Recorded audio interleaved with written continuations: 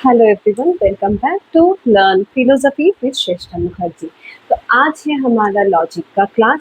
तो लॉजिक के लास्ट जितने भी क्लासेस हुए हैं उनमें हमने जो बेसिक कंसेप्ट था लाइक प्रोपोजिशन, प्रोपोजिशन का जो डिवीजन है कैटेगोरिकल प्रोपोजिशन का, वो फिर सिंपल एंड कंपाउंड प्रोपोजिशन भी हमने थोड़ा सा पढ़ा था। उसके बाद जब हम ट्रूथ टेबल पढ़ेंगे तब हम कंपाउंड प्रोपोजिशन को डिटेल में पढ़ेंगे, ठीक है। एंड उसके अलावा हमने पढ़ा था स्क्वायर ऑफ अपोजिशन पढ़ा था, फिर कॉन्टरी सब कॉन्टरी कॉन्ट्रापोजिशन करा था। एंड उसके अलावा हमने कुछ क्वेश्चंस सॉल्व किए थे लॉजिक के, जिनमें से कुछ मैंने होमवर्क किया था एंड शायद 20 क्वेश्चन मैंने सॉल्व कराया था। तो उसमें भी डिफरेंट डिफरेंट टॉपिक्स थे लॉजिक के। तो वो जो सीरीज था, वो सीरीज में मैंने क्या कराया था कि पेपर सॉल्व किया था, मतलब पेपर में जो जो लॉजिक है उसको ही हम सॉल्व कर रहे थे। तो वो हम करेंगे कुछ दिन बाद। पहले हम जो रेगुलर क्लास कर रहे थे, जो क्लास 1 2 3 4 5 करके जितना भी क्लासेस मैंने लिया है, उसके बाद मैं आज रिवाइज कर रही हूँ एग्जाम के बाद अपना नया लॉजिक का क्लास। तो आज हम क्या करेंगे, जो मोस्ट इम्पॉर्टेंट है हम बोल सकते हैं, क्योंकि लॉजिक में 19 रूल्स के अलावा, मतलब डिडक्टिव प्रूफ के अलावा हम कुछ भी नहीं कर सकते हैं, ठीक है। मतलब इंडक्टिव प्रूफ से भी हम आईपी करते हैं, ठीक है, इनडायरेक्ट प्रूफ से करते हैं, इंडक्टिव नहीं। इंडक्टिव कहाँ पे यूज होता है? इंडक्टिव यूज होता है जहाँ पे हम एक्सपीरियंस बेस्ड कुछ करते हैं, लाइक हाइपोथेसिस बनाते हैं, फिर वहाँ पे जो साइंटिफिक एक्सप्लेनेशन देते हैं वहाँ पे यूज होता है, ठीक है। एनालॉजी में यूज होता है। तो वो सब चीजें भी होती है, that all are theoretical based question. पर यूजुअली जो लॉजिक का सबसे ज़्यादा लोगों को जिस चीज़ पे डर लगता है, 19 रूल्स, क्वांटिफिकेशन थ्योरी, तो वो पोर्शन के लिए ये जो डिडक्टिव प्रूफ है ये उसका बेस्ट पॉइंट है, ठीक है।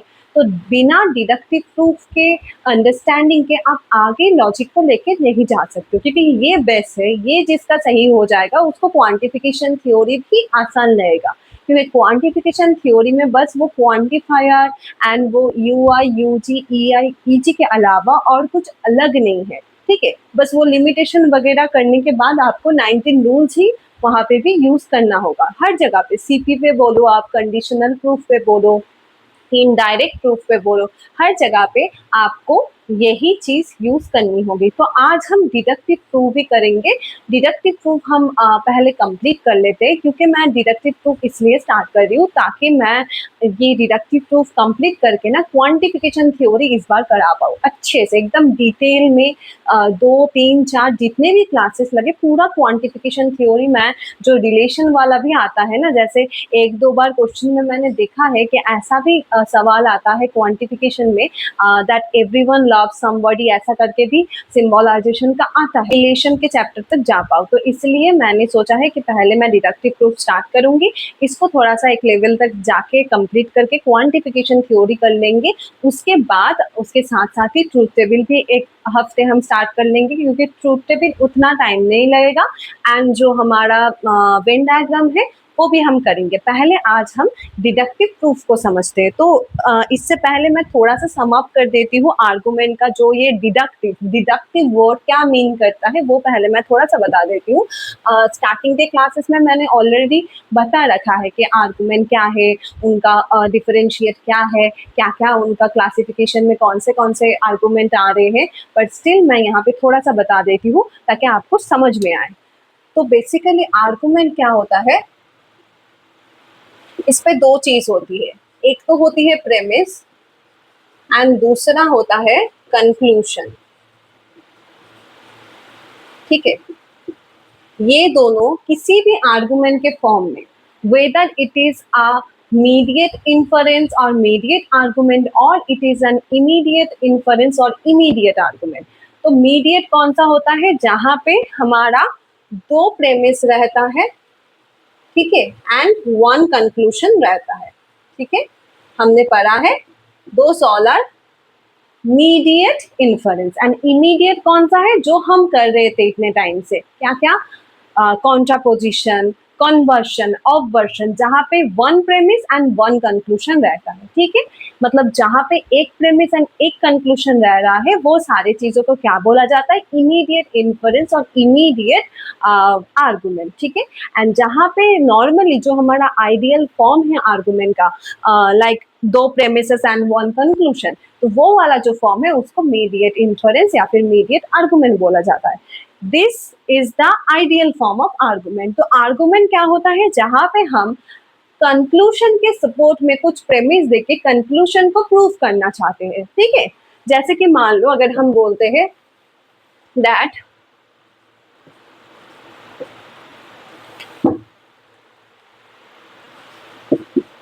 all men are mortal, Ram is a man, therefore Ram is mortal। या फिर हम ऐसे भी इसको लिख सकते हैं कि Ram is a man, Ram is मॉर्टल, therefore all men are mortal। तो क्या हुआ, देखो यहाँ पे हर जगह पे हम क्या प्रूफ करना चाहते हैं कि जो सारे इंसान है, ठीक है, ऑल मेन, तो ये ऑल मेन आर मॉर्टल, सारे इंसान जो है ह्यूमन बीइंग है, सभी मॉर्टल है, कोई भी इमॉर्टल नहीं है। तो ये हमारा अगर पहला प्रेमिस है, प्रेमिस 1 है, ये प्रेमिस 2 है। मान लो हम एग्जाम्पल पकड़ रहे हैं कि राम भी एक इंसान है, तो फिर राम भी मॉर्टल होगा, ये हमारा कंक्लूजन है। तो ऐसे मतलब हम प्रेमिस के हेल्प से कंक्लूजन तक पहुंच रहे या फिर कंक्लूजन तक पहुंचने की कोशिश कर रहे। और अगर इस साइड से ऐसे देखें कि अगर हम बोल रहे हैं, मान लो कि राम श्याम जोदू मोदू कोई भी हो, वो एक इंसान है, और वो क्योंकि वो इंसान है तो वो मॉर्टल है। तो अगर वो मॉर्टल है देन वो भी एक इंसान है, वो मॉर्टल है, तो फिर हम मान रहे हैं एक को देख के कि ऑल मेन आर मॉर्टल। अब डिफरेंस देखो, ये वाला जो स्ट्रक्चर है ये इंडक्टिव का स्ट्रक्चर है, ठीक है। हम अभी आर्गुमेंट की बात कर रहे हैं। डिडक्टिव आर्गुमेंट, इंडक्टिव आर्गुमेंट में हम डिवीजन नहीं कर रहे हैं, ठीक है, हम बस आर्गुमेंट क्या है वो बता रहे हैं। ये भी आर्गुमेंट है, ये भी आर्गुमेंट है, फर्क बस यही है कि ये इंडक्टिव आर्गुमेंट है और ये डिडक्टिव आर्गुमेंट है, ठीक है। तो हम अभी कौन से वाले आर्गुमेंट के बारे में बात करेंगे, ये वाले डिडक्टिव आर्गुमेंट, ठीक है। जहां पे हम क्या डिड्यूस कर रहे हैं, जहां पे हम कंक्लूजन कंक्लूसिवली डिराइव कर रहे हैं फ्रॉम द प्रेमिसेस, ठीक है। जहां पे कंक्लूजन कंक्लूसिवली डिराइव हो रहा है या नहीं प्रेमिस से, वो हम देखते हैं। अगर कंक्लूजन कंक्लूसिवली डिराइव हो रहा है then it is a valid argument, अगर नहीं हो रहा है then it is a invalid argument. मैं आर्गुमेंट का एक सेपरेट क्लास लूंगी जहाँ पे साउंड आर्गुमेंट, अनसाउंड आर्गुमेंट, उसके बारे में भी हम डिस्कस करेंगे, ठीक है। तो अभी हम फिलहाल ये जो डिडक्टिव प्रूफ है या फिर डिडक्टिव आर्गुमेंट का जो फॉर्मल प्रूफ है उसके बारे में बात करेंगे, ठीक है। Okay okay, so this is the method of deduction. क्या है ये, मेथड ऑफ डिडक्शन है। तो किसी भी जो आर्गुमेंट है, मैंने बोला था कि हमारा जो प्रपोजिशन होता है वो आइदर ट्रू और फॉल्स होता है, and always in the case of argument it either will be valid और इनवैलिड, ठीक है। तो यहाँ पे हम वैलिडिटी प्रूफ कर रहे हैं, यहाँ पे हम इनवैलिडिटी प्रूफ नहीं कर रहे, ठीक है। तो मेथड ऑफ डिडक्शन में हम क्या प्रूफ कर रहे हैं, फॉर्मल प्रूफ ऑफ वैलिडिटी। एक बात याद रखना, हम इनवैलिडिटी नहीं प्रूफ कर रहे, हम वैलिडिटी ही प्रूफ कर रहे। अच्छा, मुझे एक बात कमेंट करके आप बताना कि आपको ये चीज पता थी या नहीं। जो हम ये 19 रूल्स पढ़ते हैं ना, तो ये सारे 19 रूल्स ही हमारे वैलिड फॉर्म है। क्या आपको ये पता था, ठीक है। क्योंकि बहुत लोग ना ये गलती करते हैं कि उन्हें लगता है हम आर्गुमेंट का निकाल रहे हैं ना ट्रूथ फॉर्म के वेदर इट इज वैलिड और इनवैलिड, तो इसलिए ये इनवैलिड भी हो सकता है। नहीं, ये सारे वैलिड फॉर्म है। जो हमारा 9 रूल्स है उसे एलिमेंट्री प्रोपोजिशन बोला जाता है, क्योंकि वो सारे ट्रू है, ठीक है, ऑलरेडी ट्रू है। आपको ये पता होना चाहिए कि मोडस पोलेंस, फिर मोडस टॉलेंस, देन डिसजंक्टिव सिलोजिज्म, ठीक है। तो ये जो सारे हैं, देन हाइपोथेटिकल सिलोजिज्म भी बोल सकते हो उसको, देन कॉन्स्ट्रक्टिव डिलेमा, ये सारी हमारे वैलिड फॉर्म है, आर्गुमेंट के वैलिड फॉर्म्स है, ठीक है। तो ये सारे वैलिड ही है ऑलरेडी। तो यहाँ पे हम क्या कर रहे हैं, फॉर्मल प्रूफ ऑफ वैलिडिटी कर रहे हैं। यहाँ पे अभी तक हमारा इनवैलिडिटी आया नहीं है, इनवैलिडिटी आएगा, पर जो 19 रूल्स हम कर रहे हैं those all are already valid, ठीक है, ओके। तो अभी ये जो चीज है यहाँ पे क्या है, यहाँ पे 19 रूल्स पे दो रूल्स है। एक है रूल ऑफ इन्फरेंस,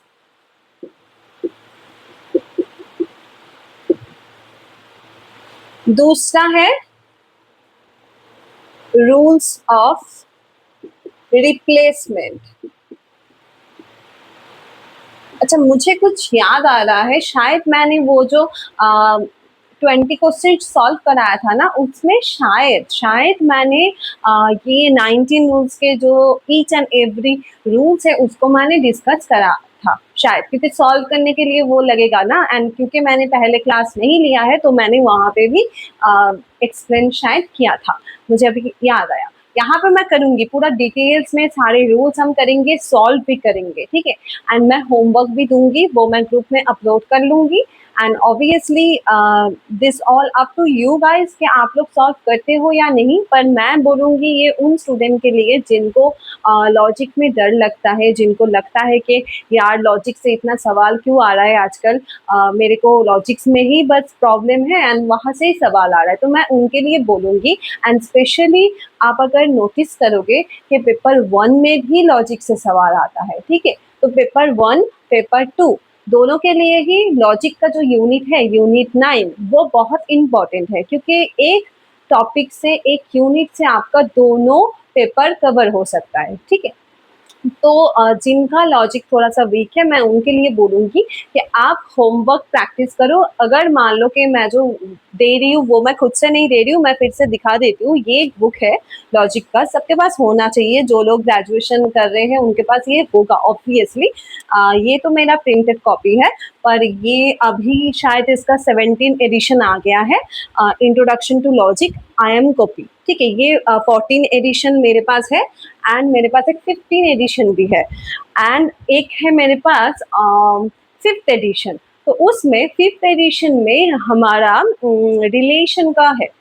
मेरा जब लॉजिक स्पेशल पेपर था तो वो 5th एडिशन हमारा लगा था, तो इसलिए मेरे पास 5th एडिशन भी है, वहाँ से भी हम लॉजिक का सॉल्व करेंगे। वहाँ का जो लॉजिक है, वहाँ का जो एक्सरसाइज है वो थोड़ा सा टफ है, क्योंकि वहाँ पे ही हमारा CPIP भी है, तो वो भी हम करेंगे। तो मैं वही बोल रही हूँ कि आप रैंडमली, मतलब मैं जो होमवर्क दे रही हूँ या फिर मैं जो करने के लिए बोल रही हूँ कि आप 1-2 सवाल ये आप करना सॉल्व, अगर आप वो नहीं भी करते हो, आप खुद भी इस बुक से, मैंने क्यों दिखाया ये बुक इजीली ऑनलाइन अवेलेबल है, एंड किसी भी दुकान में आपको मिल भी जाएगा, ये इजीली अवेलेबल है, ठीक है। कोई भी एडिशन आप ले लो, ऐसा कोई ज़रूरी नहीं है आपको रिसेंट एडिशन लेना है, आप पुराना भी ले सकते हो, कुछ भी ले सकते हो, सब में सम कहीं पे कुछ ज़्यादा होगा, कहीं पे कुछ कम होगा, इसके अलावा कोई डिफरेंशिएशन है नहीं इसमें। तो आपको बस क्या करना है कि अगर आपको लग रहा है आपका लॉजिक वीक है, आपको बस एक ही काम करना है, डेली एटलीस्ट 10 to 20 मिनट्स आपको लॉजिक सॉल्व करना है। जैसे हम मैथ का नहीं करते, जो लोग पेपर 1 का तैयारी कर रहे हैं उनको पता है कि हम डेली मैथ सॉल्व करते हैं। क्यों करते हैं? क्योंकि हमें लगता है हम मैथ में वीक है, तो हम वो सॉल्व करेंगे, डेली प्रैक्टिस करेंगे, तो वो चीज़ हमारा सही हो जाएगा, ठीक है। तो इसीलिए मैं बोल रही हूँ कि जिनको लग रहा है कि लॉजिक हमें नहीं आ रहा है या फिर समझ में नहीं आ रहा है, तो इतना कोई डिफिकल्ट चीज़ नहीं है, कोई भी चीज़ डिफिकल्ट नहीं है, आपको बस एक ही काम करना है, वो है प्रैक्टिस, ठीक है। मान लो किसी दिन आपका 10 मिनट हुआ तो आप 10 मिनट कर रहे हो, किसी दिन आपका 5 मिनट हुआ तो आपने 10 से 20 सवाल लगाया, जितना आपसे हो बन पा रहा है आप वो करो।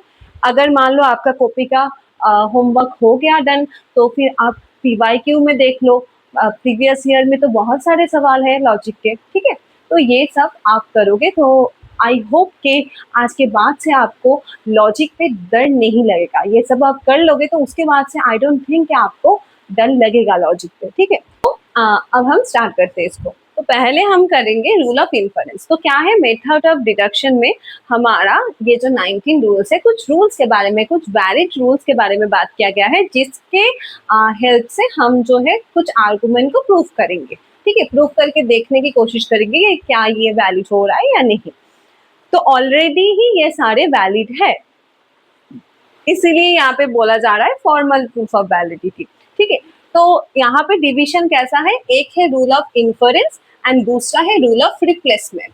तो रूल ऑफ इन्फरेंस में क्या हो रहा है, हम कोई चीज इन्फर कर रहे हैं। ठीक है, कोई चीज हम अजाम्पशन कर रहे हैं। ठीक है, मान लो कहीं दूर में हमने देखा कि वहां पे धुआं निकल रहा है, तो हम वहां पे क्या एज्यूम करते कि मे बी वहां पे शायद आग लग गई होगी। जो हमारा अनुमान है या फिर जो हमारा बैप्टी रिलेशन है, राइट, कोरिलेशन बैप्टी रिलेशन है, तो वही चीज हम करते हैं। तो इन्फरेंस वही है जहाँ पे हम नोन टू अननोन में जाते हैं। ठीक है, कोई चीज हमें पता है जहाँ पे आग होता है वहीं पे धुआं होता है, तो ये सोच के हमने इन्फरेंस किया कि अच्छा अगर वहां पे धुआं निकल रहा है दैट मीन्स वहां पे आग भी होगा। ठीक है, that is rule of inference.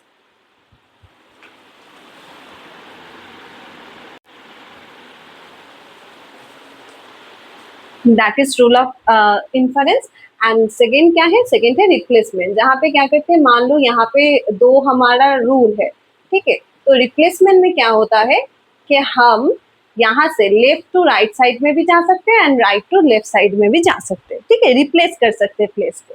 ठीक है, तो पहले हम स्टार्ट करते हैं रूल ऑफ इन्फरेंस।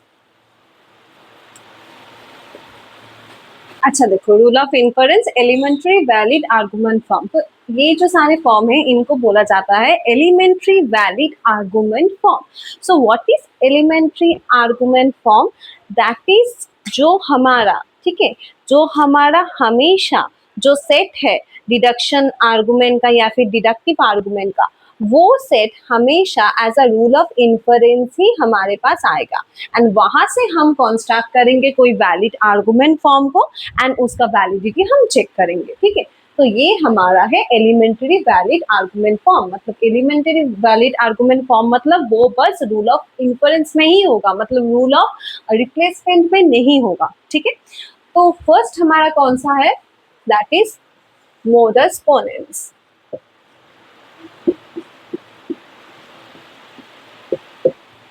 MP। अच्छा, मोडस पोनेंस का रूल क्या है, P implies Q, P therefore Q, this is the rule. Okay, अच्छा क्या मीनिंग है इस रूल का? अच्छा, मैंने पहले भी बोला था पर मैं स्टिल, क्योंकि मैं ये डिटेल्स में कराऊंगी तो मैं हर चीज फिर से दोबारा रिपीट करूंगी। तो यहाँ पे जो P है एंड Q है, इनको क्या बोला जाता है? तो ये P implies Q में P को बोला जाता है एंटीसीडेंट एंड Q को बोला जाता है कंसिक्वेंट। ठीक है, एंटीसीडेंट एंड कंसिक्वेंट। देखो यहाँ पे दिस इज अ हाइपोथेटिकल और अ कंडीशनल स्टेटमेंट। ये कंडीशनल स्टेटमेंट है, राइट। अगर हम बोलते हैं कि if you will study hard then you can crack JRF। Okay, अगर हम ये स्टेटमेंट बोलते कि अगर आप बहुत मेहनत करते हो तो आपका JRF हो जाएगा, तो यहाँ पे क्या कंडीशन एप्लीकेबल है कि अगर आप मेहनत करते हो तो, if, right, if and then, तो अगर आप मेहनत करते हो देन आपका क्या हो जाएगा, JRF हो जाएगा। तो यहाँ पे फिर क्या एप्लीकेबल हो रहा है, कंडीशन एप्लीकेबल हो रहा है, इफ एंड देन प्रपोजिशन। ठीक है, इफ P देन Q, अगर P होता है देन Q होगा। ठीक है, तो कंडीशन एप्लीकेबल हो रहा है, तो इसीलिए इसको एंटीसीडेंट बोला जाता है, इसको कंसिक्वेंट बोला जाता है। ठीक है, अब क्या होता है कि जो हमारा फॉर्म है कंडीशनल स्टेटमेंट का या फिर प्रपोजिशन का, वहां पे क्या होता है, एंटीसीडेंट हमारा ट्रू है पर कॉन्सिक्वेंट हमारा फॉल्स है। मतलब मानो कि जो कंडीशन दिया गया था कि अगर आप ये चीज पास करते हो तो फिर आपको, मान लो बोला गया है अगर आप एग्जाम पास करते हो तो आपको गिफ्ट मिलेगा, आप पास करते हो तो आपको, मान लो कि ऐसा बोला जा रहा है कि अगर आप पास कर रहे हो तो आपको कोई भी चीज एज अ रिवॉर्ड दिया जाएगा। ठीक है, अब क्या हुआ, मान लो कि आप पास कर गए हो उस एग्जाम में, पर स्टिल आपको वो रिवर्ट दिया नहीं गया, ठीक है, तो अब क्या होगा, अब ये जो स्टेटमेंट है ये स्टेटमेंट फिर फॉल्स हो जाएगा।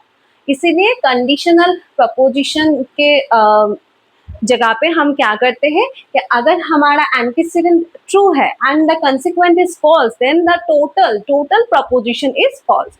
एंड बाकी किसी भी केस पे, बाकी किसी भी जगह पे अगर we have our antecedent false but the consequent is true, और also the consequent and the antecedent both are false, वहां पे भी हमारा ये जो प्रपोजिशन है वो फॉल्स नहीं होता है। ओनली यही कंडीशन में जो हमारा कंडीशनल प्रपोजिशन है वो हमारा फॉल्स होता है, ठीक है। तो यहाँ पे जो मोडस पोनेंस का रूल्स है वहां पे क्या अप्लाई हो रहा है कि पी क्यू, मतलब मान लो ऐसा बोला जा रहा है कि अगर बारिश होगा तो फिर पानी भर जाएगा, ठीक है, रोड पे। तो बारिश हुआ है देन पानी भर गया है रोड पे। So this is like modus ponens. ये जो चार रूल हम पढ़ेंगे, modus ponens, modus tollens, disjunctive syllogism, then हमारा कॉन्स्ट्रक्टिव डिलेमा, तो ये सारे जितने भी पढ़ेंगे इनमें से ये जो है main modus ponens, tollens, CD, then disjunctive DS, ये चारों मेनली हमारा हर टाइम आता है। आप नोटिस करोगे तो यही सारे जो मेन इम्पोर्टेंट हमारा रूल्स है ना, वहां से ही हमेशा घुमा फिरा के सवाल आता है, ठीक है। ओके, तो ये है हमारा first rule which is modus ponens, MP.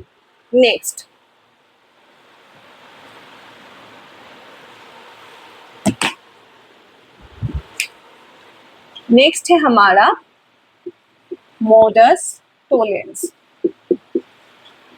मैं यहाँ पे इसलिए लिख रही हूँ क्योंकि इन दोनों के बीच में ना थोड़ा सा सिमिलैरिटीज है, इसलिए मैं यहाँ पे लिख रही हूँ ताकि आपको समझ में आए कि इसमें सिमिलैरिटी क्या है एंड इसमें अलग क्या है। ये दोनों रूल में अगर दोनों रूल एक ही होता तो फिर दोनों अलग रूल क्यों बनाया जाता, राइट। तो इसलिए मैंने इसको यहाँ पे लिखा। मोडस टोलेंस क्या है, सेम ही है, ये भी कंडीशनल प्रपोजिशन में ही एप्लीकेबल होता है, पर यहाँ पे नेगेशन आ जाता है, ठीक है। क्या है, P implies Q, negation Q, therefore negation P। मतलब मान लो कि आपको बोला गया कि अगर आप एग्जाम पास करोगे you will get a gift और रिवर्ट, आपको रिवर्ट मिला नहीं क्योंकि आपने एग्जाम पास किया नहीं, ठीक है। तो यहाँ पे क्या होता है, पहले हम क्या करते हैं, ऐसा भी बोला जाता है यहाँ पे कि negation of the consequent then negation of the antecedent, ठीक है। This is antecedent, this is consequent. So first we have to do the negation of the consequent, then we have to get a conclusion where we negate the antecedent, ठीक है। तो ये हम जो हमारा coin का है प्रोसेस ना, वहाँ पे भी हमने देखा है, ग्रेजुएशन में क्वाइन के प्रोसेस पे भी ये सारे रूल्स है, ठीक है। ओके, तो ये है हमारा सेकेंड रूल। देखो दोनों ही एक ही जैसे है, पर यहाँ पे ये पॉजिटिव वाला है, यहाँ पे ये नेगेशन वाला है, नेगेटिव वाला है, ठीक है। So modus ponens and modus tollens. Next है अब है हाइपोथेटिकल सिलोजिज्म, एचएस। ये भी कंडीशनल प्रपोजिशन से ही होगा। P implies Q, Q implies R, therefore P implies R। देखो HS, HS में क्या होता है, मैं शॉर्ट ट्रिक बता देती हूँ। HS में क्या होता है, एक बात याद रखना, जो कॉमन रहेगा, ठीक है। मान लो P implies R है यहाँ पे R implies S है एंड यहाँ पे है P implies S। तो यहाँ पे देखो जो चीज कॉमन है, यहाँ पे फर्स्ट प्रेमिस 1 एंड प्रेमिस 2 में कॉमन क्या है, दोनों में ही हमारा आर है, राइट। दोनों में ही हमारे पास क्या है, आर है। तो इसलिए जो चीज हमारा कॉमन है उस चीज को हम क्या कर देंगे, रिमूव कर देंगे, करके कंक्लूजन में क्या लाएंगे, P implies S। अब एक बात याद रखना, जो प्रेमिस का जो वाला वेरिएबल पहले रहेगा उसका नंबरिंग पहले होगा। मतलब यहाँ पे हम अगर इसको लिखेंगे कि कौन से स्टेप में एचएस हुआ तो कैसे लिखेंगे, 1, 2 का एचएस ऐसे लिखेंगे। अगर ये P हमारा सेकेंड प्रेमिस में होता तो फिर हम लिखते 2, 1 का एचएस, ठीक है। तो जिस वेरिएबल कंक्लूजन में जो वेरिएबल पहले रहेगा उसका नंबरिंग हमें पहले करना होगा, ठीक है। सो this is HS. P implies Q, Q implies R, therefore P implies R। ये है हमारा थर्ड रूल, हाइपोथेटिकल सिलोजिज्म, ये भी एक वैलिड फॉर्म है। Okay, next.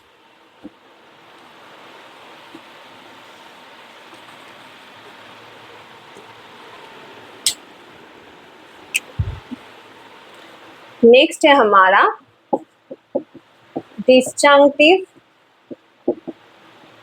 सिलोजिज्म। ये है अब वेल का DS, P vel Q, curl P, therefore Q. ठीक है, तो वेल में क्या होता है पहले वो थोड़ा सा देख लेते हैं। मान लो पी वेल क्यू है, ठीक है, तो अगर P and Q both are true तो पी वेल क्यू क्या होता है, ट्रू होता है। अगर मान लो P हमारा फॉल्स है एंड Q हमारा ट्रू है तो क्या होगा, तो भी हमारा जो P वेल Q है वो ट्रू होगा।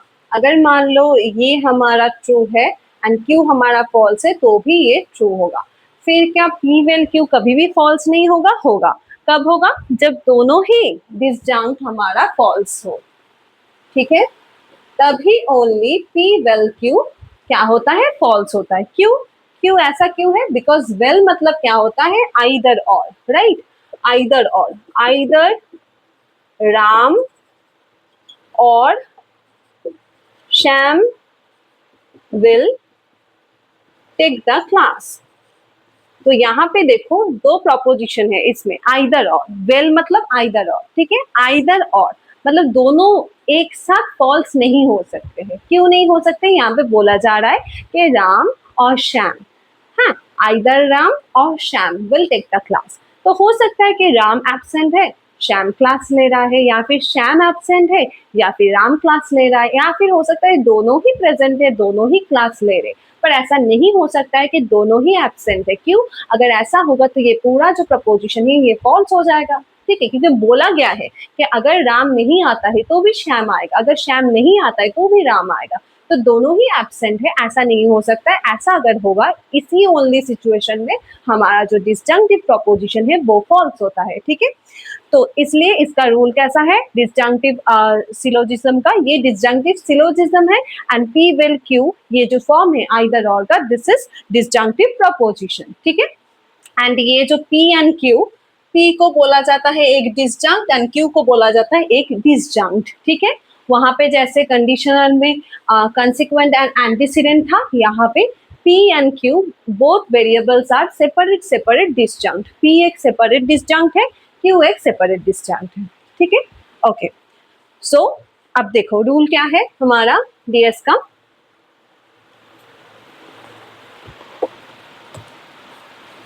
DS का रूल है P well Q, either P और Q, negation P therefore Q।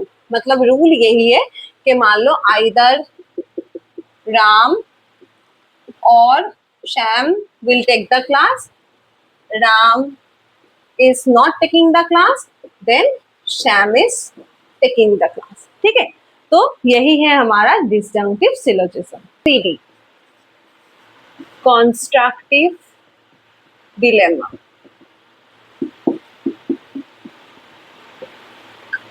This one is very important, यहाँ से ना ये समझना बहुत जरूरी है, कॉन्स्ट्रक्टिव डिलेमा। एंड इसके साथ इक्विवेलेंट दूसरा एक रूल है that is destructive dilemma, DD। Okay okay, तो अभी हम पहले कॉन्स्ट्रक्टिव डिलेमा समझ लेते हैं। क्या है कॉन्स्ट्रक्टिव डिलेमा? तो यहाँ पे ऐसा है कि P implies Q dot R implies S, either P will R therefore Q will S। ठीक है, constructive dilemma, if P then Q and if R then S, then either P will R और P will Q will S। ठीक है, तो ये है constructive dilemma. तो यहाँ पे एक चीज आपको याद होनी होगी, दिस फर्स्ट लाइन, ये लाइन आपको हमेशा याद रखनी ही पड़ेगी। अगर ये वाली लाइन आपको याद रहेगी तो ही आपको ये दोनों लाइन भी आप मतलब छट से आपके दिमाग में आ जाएगा। कैसे? कि मान लो कि P के साथ क्या जा रहा है, देखो P के साथ R जा रहा है एंड Q के साथ S जा रहा है। ठीक है, तो ये जो दोनों चीज है, ये दोनों चीज वेल में जा रहा है। तो अगर P वेल R रहेगा तभी हमें कंक्लूजन में Q वेल S मिलेगा, नहीं तो नहीं मिलेगा। ठीक है, ये बात याद रखनी होगी हमें। अगर हमें P वेल R नहीं मिलता है तो हमें कैसे भी करके हम Q वेल S नहीं कंक्लूजन में निकाल पाएंगे। तो for the proof of constructive dilemma we need P vel R तभी जाके Q वेल S है। एंड जो डिस्ट्रक्टिव डिलेमा है वहां पे नेगेशन यूज होता है, ठीक है। तो यहाँ पे थोड़ा सा बता देती हूँ, सेम ही है, ऊपर वाला हिस्सा सेम है, पर सेकेंड वाला जो प्रेमिस है वो कैसे होता है ना, डिस्ट्रक्टिव डिलेमा में उल्टा होता है। Curl Q well curl S, therefore curl P well curl A, ठीक है।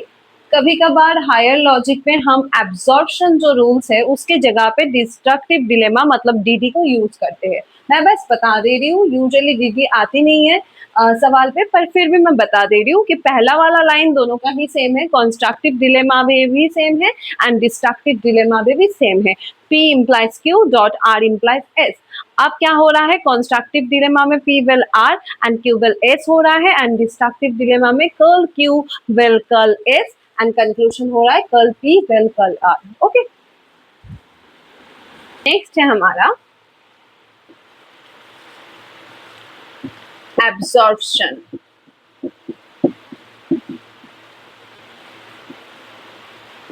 एब्स, ठीक है। इसमें क्या होता है, अगर हमारे पास P implies Q है तो कंक्लूजन क्या होता है, P implies P dot Q, ठीक है।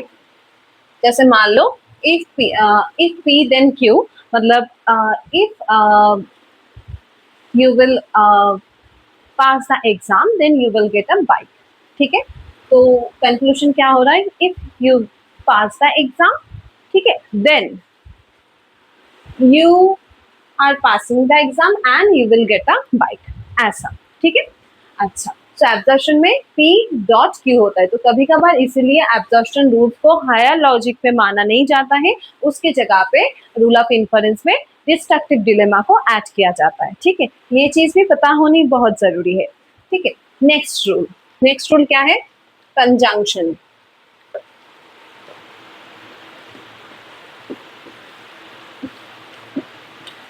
कंजंक्शन बहुत ही इजी रूल है, क्यों, कॉन्स, यहाँ पे कुछ नहीं है, दो अलग अलग प्रेमिस है, उनको बस डॉट से, मतलब जो हमारा कंजंक्टिव प्रपोजिशन है, डॉट मतलब क्या, डॉट को क्या बोला जाता है, डॉट मतलब conjunctive proposition, right, conjunctive proposition. जैसे कि एग्जाम्पल कैसा होगा, Ram and Shyam are friends, तो इसका अगर हम सिंबलाइज करेंगे तो कैसा होगा, आर डॉट एस, राइट, ऐसा ही होगा। तो कंजंक्टिव प्रपोजिशन में हम एंड यूज करते हैं एंड इसका जो सिंबल है वो है डॉट, ठीक है। तो कंजंक्शन में ये जो आर एंड एस है, इन दोनों को ही बोला जाता है कंजंक्ट, सेपरेट सेपरेट कंजंक्ट। जैसे देखो, ये सारी जो स्मॉल स्मॉल इंफॉर्मेशन है ना, ये सारी बहुत इंपॉर्टेंट है। जैसे डिस्जंक्टिव प्रपोजिशन के जगह पे क्या हो रहा था, अगर P वेल Q है तो P एक सेपरेट डिस्जंक्ट है एंड Q एक सेपरेट डिस्जंक्ट है। सिमिलरली कंजंक्टिव प्रपोजिशन के केस पे क्या होगा, अगर P डॉट Q है then P is a separate conjunct and Q is a separate conjunct, ठीक है। तो ये सारी चीजें याद होनी चाहिए। कंजंक्ट एंड डिस्जंक्ट ये कौन से प्रपोजिशन में होता है, कंजंक्ट कंजंक्टिव प्रपोजिशन में होता है एंड डिस्जंक्ट डिस्जंक्टिव प्रपोजिशन में होता है। एंड एंटीसीडेंट एंड कंसीक्वेंट कहाँ पे होता है, वो होता है हमारा जो हाइपोथेटिकल या फिर मान लो जो हमारा क्या बोलते हैं मेटेरियल इम्प्लीकेशन है उस प्रपोजिशन में होता है, ठीक है, ओके। या फिर कंडीशनल भी बोल सकते हैं, सिमिलर बहुत सारे नाम है। अच्छा, तो ये जो कंजंक्शन रूल है, ये रूल क्या है, ये रूल है दो प्रपोजिशन है, मान लो P एक प्रपोजिशन है, Q एक प्रपोजिशन है, कंक्लूजन में हम क्या कर रहे हैं, सिंपली दोनों को कंजंक्ट कर रहे हैं, सिंपली दोनों को अटैच कर रहे हैं और कुछ भी नहीं कर रहे, बस यही काम कर रहे हैं, ठीक है। This is conjunction rule, okay. Next हमारा सिंप्लीफिकेशन।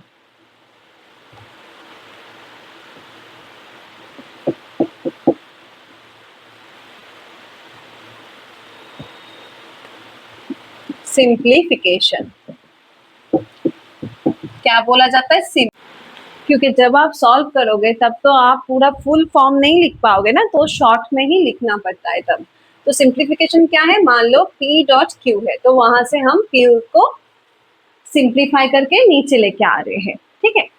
एंड हायर लॉजिक में हम कभी कभार क्यू को भी लेके आ सकते हैं, ठीक है। मतलब हम कम्यूटेशन करके 10 रूल्स जो है रूल ऑफ रिप्लेसमेंट उसको यूज करके कम्यूट करके एक ही बारी में सिंप्लीफाई करके क्यू को रिमूव कर देते हैं या फिर नीचे लेके आते हैं, ठीक है। ओके, नेक्स्ट रूल है लास्ट हमारा रूल ऑफ इन्फरेंस का रूल क्या है? लास्ट रूल है हमारा एडिशन, ऐड। तो इसमें हम कुछ भी ऐड कर सकते हैं, ठीक है। जैसे मान लो P है, P वेल Q, यहाँ पे P वेल R, कुछ भी कोई भी प्रपोजिशन हम यहाँ पे P रिप्रेजेंट करता है एक सेपरेट प्रपोजिशन को, Q रिप्रेजेंट करता है एक दूसरा प्रपोजिशन को, ठीक है। तो बस वेरिएबल नहीं है, ये सारे हमारे प्रपोजिशन को रिप्रेजेंट करते हैं, ठीक है। अब चलो हम कुछ, ये हो गए हमारे 9 रूल्स ऑफ इन्फरेंस। अब चलो इसका हम कुछ सॉल्व करेंगे, ठीक है। तब ये सारी रूल बहुत अच्छे से समझ में आएंगे। तो जो एकदम स्टार्टिंग में है, आइडेंटिफाई करना पड़ रहा है कौन सा रूल कौन से में है, वैसा हम नहीं करेंगे। हम एक्सरसाइज में पहले से ही एंटर कर जा रहे हैं। पहला जो सवाल दिया गया है, ये आई एम कॉपी का एक्सरसाइज ही मैं करा रही हूँ, तो आप बुक्स देखोगे तो आपको वहां पे मिल जाएगा ये सवाल। अच्छा, तो पहला सवाल क्या है? पहला सवाल है ए बी, कंक्लूजन है हमारा ए विल सी डॉट बी, ठीक है। तो पहला क्वेश्चन हम सॉल्व कर रहे हैं 9 रूल्स। अभी याद करना कि अभी तक हम 19 रूल्स में नहीं पहुंचे हैं, अभी बस मैंने रूल ऑफ इन्फरेंस कराया है, ठीक है। तो हम बस 9 रूल्स करेंगे आज, ठीक है। 19 रूल्स नहीं कर रहे अभी। तो अभी जो भी हम सवाल करेंगे उस पर हमें दिमाग में रहना होगा, रखना होगा ये चीज कि हम बस 9 रूल्स ही यूज कर पाएंगे, ठीक है। अभी देखो, ये तो बहुत आसान है, देख के ही समझ में आ जानी चाहिए कि ये दोनों देखो, इधर यहाँ पे कॉन्जंक्शन हो सकता है, एडिशन हो सकता है, पर यहाँ पे कंक्लूजन क्या है? ए विल सी डॉट बी। तो सी तो हमारे पास कहीं से है नहीं, तो सबसे सिंपलेस्ट वे क्या है? हम एडिशन कर लेते हैं, हम सी को पहले एज्यूम कर लेते हैं कि सी भी हमारा एक प्रेमिस है। तो क्या करेंगे? पहला स्टेप यही होगा दैट ए विल सी। क्या लिखेंगे, कैसे लिखना है वही मैं बोल रही थी, 1 कॉमा एडिशन, ऐड। देखो हम पूरा नहीं लिख रहे, इसीलिए मैंने शॉर्ट फॉर्म लिखा है, क्योंकि पूरा लिखने का उतना टाइम नहीं बचता है। जब हम एग्जाम देने जाते हैं हम तो बस एक ही लॉजिक सॉल्व नहीं करेंगे ना, तो पूरा लिखने का टाइम नहीं बचता, तो इसीलिए ये सारे शॉर्ट फॉर्म दिए गए हैं। तो 1 एडिशन। अब देखो आ गया बी, तो ऑलरेडी हमारा प्रेमिस में गिवन है, ये दोनों तो गिवन था ना, एंड ये कंक्लूजन था। तो अब क्या करेंगे? कुछ नहीं, बस कंजंक्शन करेंगे। कैसे? ए विल सी डॉट बी, 3,2 का क्या? कॉन्जंक्शन, कॉन्ज, ऐसे लिखना होता है, ठीक है। जिस जिस स्टेप में, जिस जिस प्रेमिस के स्टेप पे आप कौन सा रूल अप्लाई कर रहे हो, आपको वो लिखना पड़ता है। तो ये हमारा हो गया कंक्लूजन पहले सवाल का, ठीक है। अब दूसरा क्या सवाल है? दूसरा है D implies E, D dot if therefore E, ठीक है। अब देखो ये गिवन है कि पहला प्रेमिस है D implies E, second premise है D dot if और कंक्लूजन है E। तो अब क्या करेंगे? देखो यहाँ पे D implies E है, कंक्लूजन हमारा बस E है। तो अगर हम ये जो सेकेंड प्रेमिस है जहाँ पे D dot if है, यहाँ से अगर हम D को बस सिंप्लीफाई करके नीचे ले आते तो ही हमारा यहाँ पे पहले प्रेमिस पे कंक्लूजन जो है ई वो निकल आएगा, एमपी करके, मोडस पोनेंस करके, राइट। तो पहला स्टेप हम क्या करेंगे? पहला स्टेप बहुत अच्छे से समझना, पहला स्टेप हम क्या करेंगे? हमें कंक्लूजन क्या चाहिए? ई। तो ई कौन से प्रेमिस में है? हमेशा ये देखना कि जो कंक्लूजन चाहिए वो कौन से प्रेमिस में वो कंक्लूजन है, क्या ऑलरेडी है या फिर है ही नहीं प्रेमिस में। अगर नहीं है तो हम एडिशन करके लाएंगे, और अगर है तो कौन से प्रेमिस में है? तो देखो फर्स्ट प्रेमिस में है, और ये फर्स्ट प्रेमिस कैसा है? डी इंप्लाइज ई, मतलब एमपी या फिर एमपी या फिर एचएस, ये सब करके ही हम ला सकते हैं, ठीक है।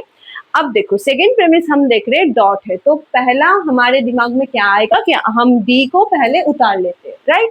तो क्या करेंगे?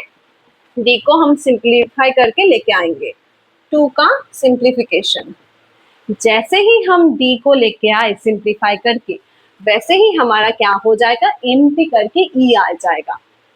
एमपी का रूल क्या था, P इम्प्लाइज Q, अगर हमारे पास P है तभी Q आ जाएगा। देखो यहाँ पे P क्या है, D, D हमारा P है एंड E हमारा Q है, ठीक है। तो P मिल गया तो Q भी आ जाएगा। कैसे लिखेंगे, 1,3 का क्या होगा, MP, modus tollens, modus ponens, sorry tollens नहीं, मोडस पोनेंस, ओके। ये हुआ सेकेंड। थर्ड,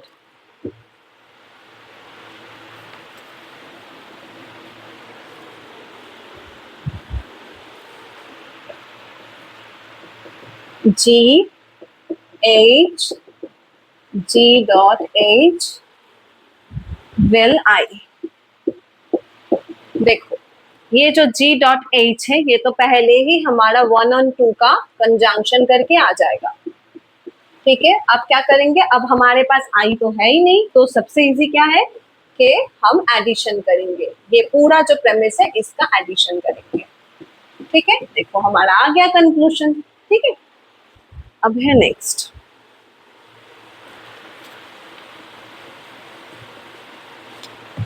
अच्छा नेक्स्ट अब देखो, अब क्या है, K will L implies M will N। Second premise है M will N implies O dot P, K है तो हमारा कंक्लूजन क्या है, O। तो देखो O कौन से प्रेमिस में है, O सेकेंड प्रेमिस में यहाँ पे है, ठीक है। तो इसको हमें निकाल के लाना है, तो हम क्या करेंगे, हमारे पास only we have only K, तो क्या कर सकते हैं, पहला काम हम जो कर सकते हैं वो है एडिशन, ठीक है। 3 का एडिशन, तो 3 का एडिशन करके हमने क्या लाया, एल लाया। क्यों एल जरूरी है, अगर we we have K vel, M vel N को लेके आ सकते हैं, तो वही करेंगे हम, एम पी करके एम विल एन को लाएंगे 1 और 4 का एम पी, ठीक है। अब नेक्स्ट देखो, जैसे एम विल एन आ गया तो हमारा ओ डॉट पी आ जाएगा, अगेन एम पी करके 2 और 5 का मोडस पोनेंस, ओके। जैसे ही ओ डॉट पी आ गया तो ओ को हम सिंप्लीफाई कर देंगे, ठीक है। तो चलो आ गया हमारा क्या, कंक्लूजन। देखो कंक्लूजन क्या था, ओ था, ओ आ गया हमारा कंक्लूजन, ठीक है। ये देखो पहले जो हम कर रहे थे एक दो लाइन में ही हमारा हो जा रहा था, उससे थोड़ा सा ये ज्यादा है। ये सारे ही हमारे जो सम है ये आई एम कॉपी बुक से ही है, कॉपी के बुक से ही है, तो वहां पे आपको ये मिल भी जाएंगे, ठीक है, ओके। अब next,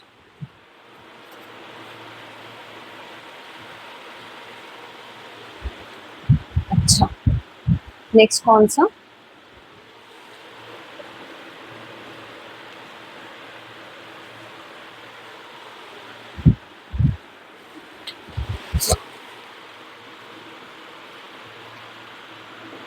J dot H implies I, J implies K, if will J dot H will L, therefore conclusion क्या है, G will K, ये है, ठीक है।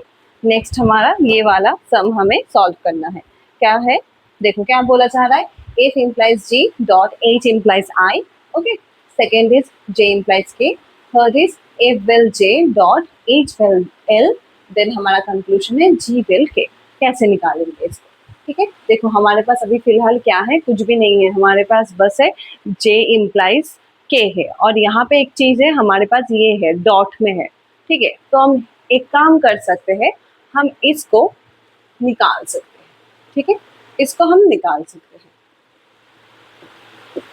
चलो इसको पहले हमने सिंप्लीफाई कर लिया, इसका सिंप्लीफिकेशन हो गया, ठीक है। अब क्या करेंगे, अब अच्छे से देखो, अब देख के लग रहा है ये तो आ गया, तो अगर हमको जी वेल के चाहिए तो वो कैसे आएगा, कैसे भी करके हम एच एस करके भी ला सकते हैं क्या, या क्या करेंगे।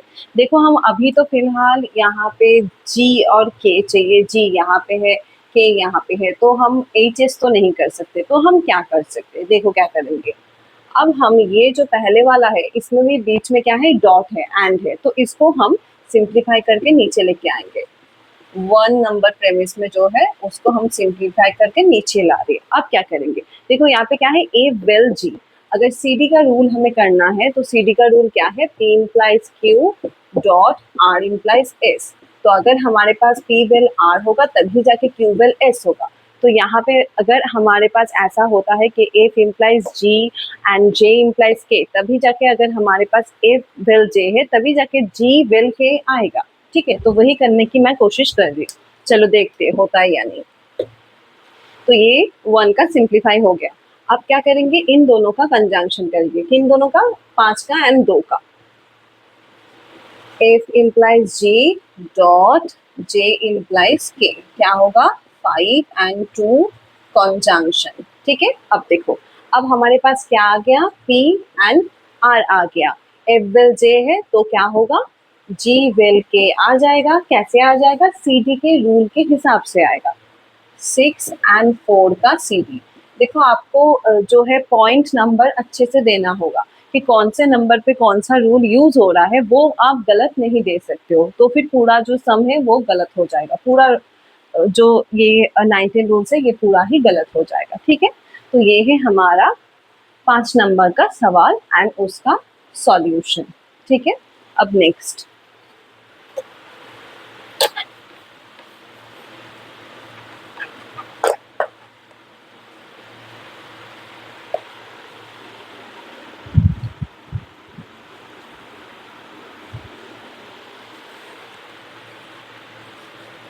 टोटल हम आज 10 सवाल करेंगे सॉल्व। ठीक है, मतलब ये PYQs नहीं है, ये नॉर्मली एक्सरसाइज है। हमारे जो बुक है ऑफिशियल ग्रेजुएशन में जो बुक हम फॉलो करते हैं उसी बुक का सम है।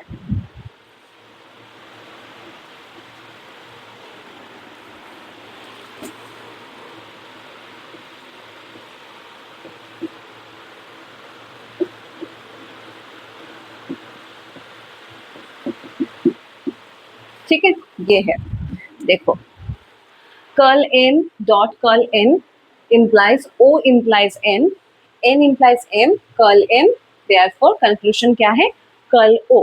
तो कर्ल O कैसे लाएंगे, ठीक है। अब देखो, अब एक चीज अच्छे से देखो, यहाँ पे क्या है, यहाँ पे curl m dot curl n है, पर यहाँ पे इम्प्लीकेशन है, तो हम इसको नीचे लेके नहीं आ सकते सिंप्लीफाई करके। तो क्या करेंगे, हमारे पास कर्ल m है, तो यहाँ पे n इम्प्लाइज n है, तो अगर हमारे पास P इम्प्लाइज Q में कर्ल Q है, तो क्या हम कर्ल P ला सकते हैं मॉडस टोलेंस करके, राइट, ला सकते हैं। तो वही हम करेंगे यहाँ पे।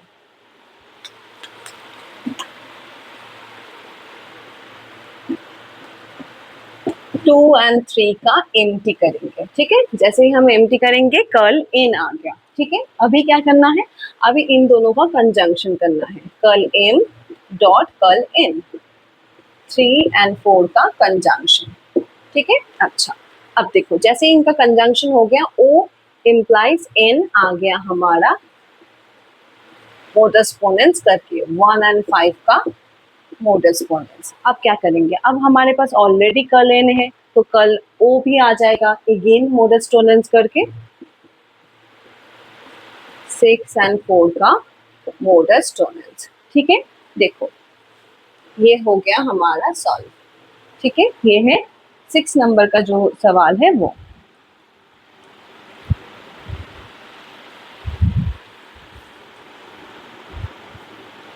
Next,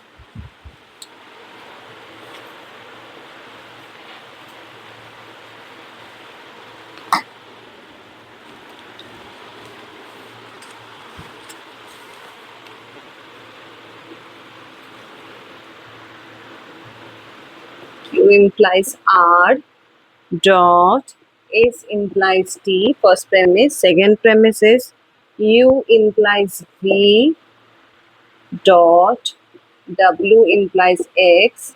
Third premise is Q will U and conclusion is R will V.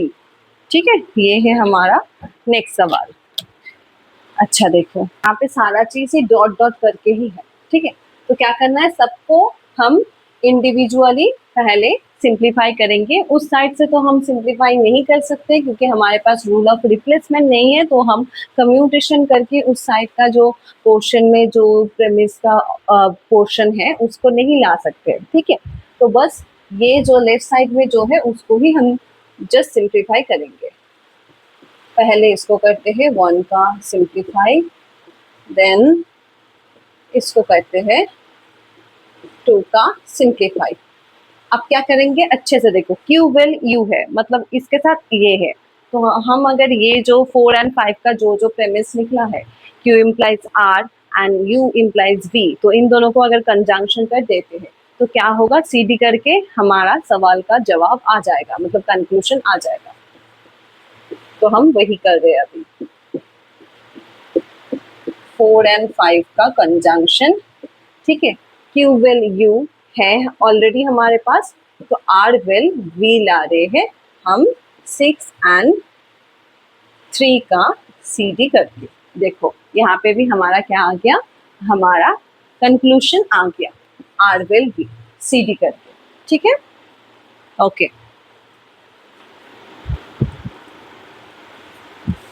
अब नेक्स्ट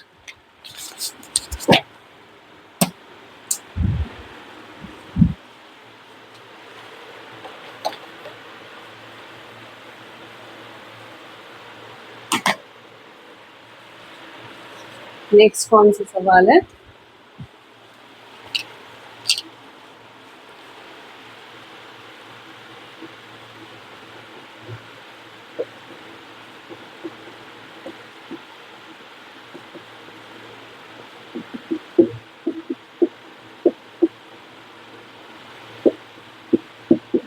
अच्छा देखो, अब यहाँ पे क्या है, यहाँ पे देखो, A implies B, second premise है C implies D, थर्ड है A will C, एंड यहाँ पे है A dot B will C dot D, ऐसा है, ठीक है।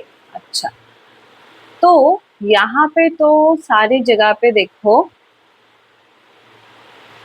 कुछ भी अगेन है नहीं, तो हम क्या करेंगे, अभी तक जो कर रहे थे वही करेंगे, 1 एंड 2 का कंजंक्शन करेंगे पहले, तो उसके बाद क्या करेंगे, देखो ए विल सी है तो बी विल डी पहले लाएंगे, 4 एंड 3 का सी डी।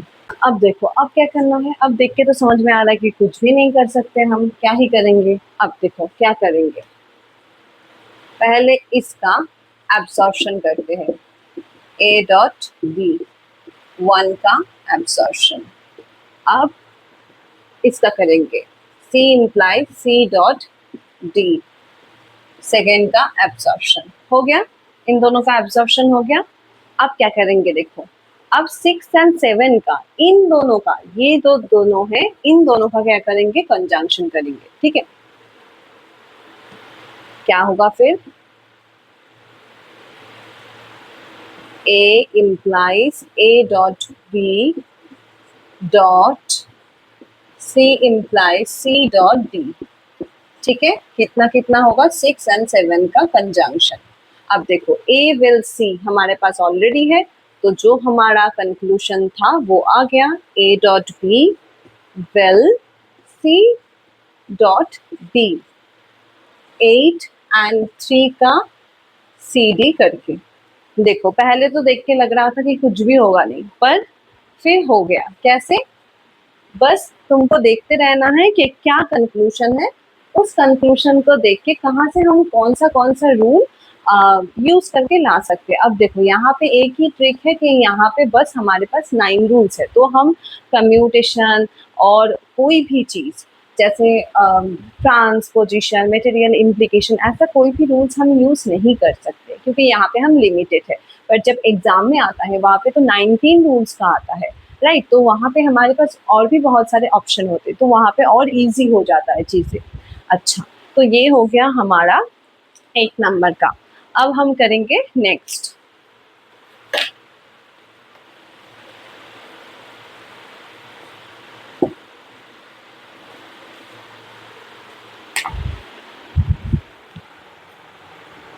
अच्छा, नेक्स्ट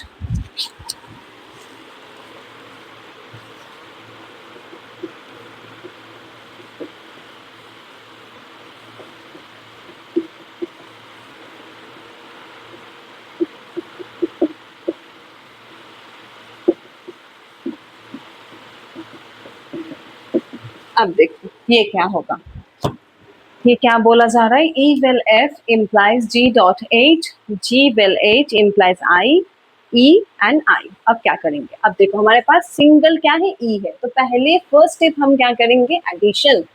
क्या एडिशन करेंगे, ये एफ, ई विल एफ। क्यों कर रहे हैं, क्योंकि हमको अगर हम ये एडिशन करेंगे तो पहले प्रेमिस से जी डॉट एच हमारा सिंप्लीफाई होके या फिर एमपी का रूल करके नीचे रिड्यूस होके आ जाएगा। जी डॉट के क्या होगा, 1 और 4 का एमपी। क्यों एमपी हो रहा है, बिकॉज बीच में हमारा जो साइन है वो क्या है, इम्प्लीकेशन का ही साइन है। ओके नेक्स्ट, अब देखो जैसे जी डॉट एच आ गया, अब क्या करेंगे, ये डॉट में है, यहाँ पे क्या है, जी वेल एच है, पर यहाँ पे तो वेल नहीं है, यहाँ पे तो डॉट है, तो क्या करेंगे, जी को पहले सिंप्लीफाई करते हैं। जैसे सिंप्लीफाई किया, अब क्या करेंगे, एडिशन करेंगे, 6 का एडिशन। ठीक है, एडिशन करके अब क्या आ जाएगा हमारा, आई आ जाएगा। 2 और 7 का एमपी करके आई आ गया। आई हमारा क्या है, आई ही हमारा कंक्लूशन है। ठीक है, तो हमारा कंक्लूशन भी आ गया। ओके, अब है नेक्स्ट, ये कर लो पहले आप लोग।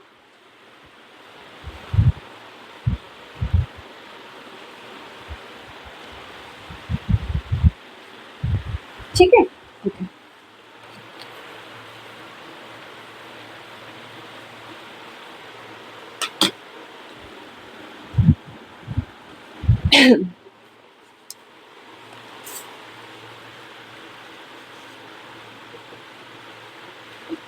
will O implies P, P will Q implies R, Q will N, curl Q, therefore R। ये है, ठीक है। अच्छा, अब देखो ये है क्या, N will O implies P, P will Q implies R, Q will N, curl Q and R। हमारा कंक्लूजन क्या है, R है, हमको R निकालना है। तो पहले ही देखो जो डीएस का रूल था ना, P will Q है, अगर हमारे पास कर्ल P है तो हम Q निकाल सकते हैं। तो देखो यहाँ पे वही हो रहा है, Q will N है, कर्ल Q है, तो हम क्या निकालेंगे, N निकालेंगे, क्या करके, डीएस करके 3 और 4 का। ठीक है, ओके। अच्छा, और एक चीज आप लोग देख रहे हो कि मैं जो ये करा रही हूँ तो सारे रूल मेरे एकदम दिमाग में है, राइट। तो ये एक दिन से नहीं हुआ है, ये प्रैक्टिस से हुआ है। ठीक है, ना ही मैंने कोई रट्टा मार रखा है, ना ही ऐसा कुछ कर रखा है, क्योंकि रट्टा मैं वैसे भी मार नहीं पाती हूँ। ठीक है, मुझे उतना चीजें वैसे याद नहीं रहते। ठीक है, तो मैं क्या करती हूँ, हमेशा प्रैक्टिस करती हूँ, हमेशा लिखती रहती हूँ। ठीक है, तो ये जो चीजें हैं आप प्रैक्टिस करोगे ना, बार बार प्रैक्टिस करोगे तो आपको भी दिमाग में रहेगा। एग्जाम से पहले रूल्स नहीं पढ़ने बैठने पड़ेंगे, क्यों, क्योंकि एग्जाम में मैचिंग द लिस्ट में, मैचिंग द कलम में हमेशा रूल भी आता है, इस बार भी आया था। ठीक है, तो इसलिए सारे रूल्स याद होने पड़ेंगे, ये आपको पहली चीज करनी है। अगर आप नया कर रहे हो, आपने नया स्टार्ट किया है, तो आपको क्या करना है, एक लूज शीट में आप सारे रूल्स लिख लो, जितने भी रूल्स हैं 19 रूल्स के सारे 19 लिख लो। उसके बाद क्या करना है, जब भी आप सॉल्व करोगे उसे देख देख के आपको करना है सॉल्व। ठीक है, अब ये करते करते कुछ दिन हो गया, 1 महीना हो गया, उसके बाद क्या करना है, बिना रूल देखे आपको सॉल्व करना है, क्योंकि एग्जाम में आपको तो रूल्स नहीं दिया जाएगा। तब धीरे धीरे आपको देखना सारे रूल्स देख के ही समझ में आ जाएंगे, अच्छा इस पे ये वाला रूल्स अप्लाई होगा, इस पे वो वाला रूल्स अप्लाई होगा। ठीक है, अच्छा, तो देखो डीएस हो गया। अब क्या करेंगे, हमें आर चाहिए। ठीक है, आर कहाँ पे है, यहाँ पे है। तो आर कैसे लाएंगे, आर लाने के लिए पी विल क्यू चाहिए। पी कहाँ पे है, देखो अच्छे से देखो, आर लाना है, आर लाने के लिए पी विल क्यू चाहिए। पी विल क्यू कहाँ से ला सकते हैं, पी से। पी कहाँ पे है, पी फर्स्ट प्रेमिस में है, तो कैसे लाएंगे, हमारे पास एन है, तो हम पहले करेंगे एन विल ओ, 5 का एडिशन। जैसे ही एडिशन करेंगे तो वहां से हमारा पी आ जाएगा, 1 और 6 का एमपी करके। जैसे ही पी आ गया, अगेन हम एडिशन करेंगे 7 का। 7 का एडिशन करके क्या आया, पी विल क्यू, देखो यहाँ पे दिया हुआ है, तो क्या आ जाएगा हमारा आर, 2 और 8 का एमपी करके। ठीक है, देखो आ गया ना कंक्लूजन। हाँ,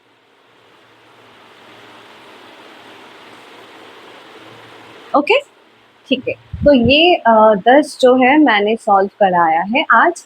मैं अभी फ़िलहाल 2 होमवर्क दे रही हूँ, 2 सम दे रही हूँ, वो आप लोग कोशिश करना। अगर आपसे नहीं हो रहा है तो कमेंट करना, मैं नेक्स्ट क्लास में वो होमवर्क तो डिस्कस करूँगी। अभी जस्ट मैं 2 दे रही हूँ, 2 सवाल दे रही हूँ और इसके अलावा भी आप चाहो तो आप कर सकते हो सॉल्व। ऐसा कोई ख़ास बात नहीं है कि मैं ही कराऊँगी तो ही सॉल्व करोगे, आप खुद से कर सकते हो। मैं बस होमवर्क 2 दे रही हूँ ताकि आप लोग रिस्पॉन्स करो, क्योंकि इससे पहले मैंने बहुत सारा दिया था तो आप लोगों ने किसी ने भी नहीं किया था। तो आप करके ग्रुप में भी सेंड कर सकते हो, जो टेलीग्राम का ग्रुप चैनल है वहाँ पे भी सेंड कर सकते हो, या फिर आप कमेंट में भी फ़ोटो अपलोड कर सकते हो, कहीं भी आप कर सकते हो, ठीक है? पर करना ज़रूर इसलिए क्योंकि आपका ही प्रैक्टिस होगा, ठीक है? तो मैं 2 सवाल दे देती हूँ होमवर्क पे। यही 2 सवाल मैंने दिया है होमवर्क पे, ज़्यादा नहीं दिया है, यही 2 दिया है एंड अगेन ये 9 रूल्स ही बेस्ड है, 19 रूल्स बेस्ड नहीं है, ठीक है?